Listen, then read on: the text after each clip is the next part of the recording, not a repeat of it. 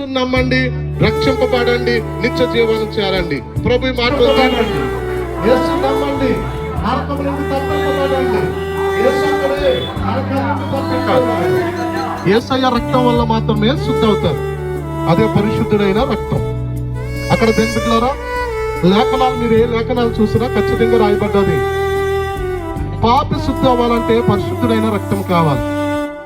యేసుక్రీస్తు ప్రభువారు పరిశుద్ధుడిగా పరిశుద్ధాత్మ చేత భూలోకానికి వచ్చి 33.5 సంవత్సరాలు జీవించి పాపులందరికీ బదులుగా ఆయన గొర్రెపిల్లగా మార్చబడి పాపాత్మ దండికర సర్వ మానవుల పాప పరిహార్థ బలమా సర్వశక్తి గలవాడ వందనాలు తండ్రి ప్రభు. స్తుతులు స్తోత్రములనైనా తండ్రి ప్రభు, ఇదిగోనైనా తండ్రి ప్రభు, ఈరోజు శుక్రవారం తండ్రి, అనగా నైనా తండ్రి ప్రభు, నేను తండ్రి ప్రభు సిలివేసిన రోజునైనా ఇదిగోనైనా జ్ఞాపం చేసుకుంటున్నాయినా, సువార్త ప్రకటిస్తున్నాయినా.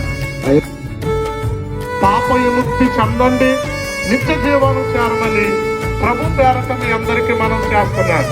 యేసయ్య అంటాడు, ఎవరైనా నిత్య జీవాన్ని చేరాలంటే నేనే మార్గమును సత్యం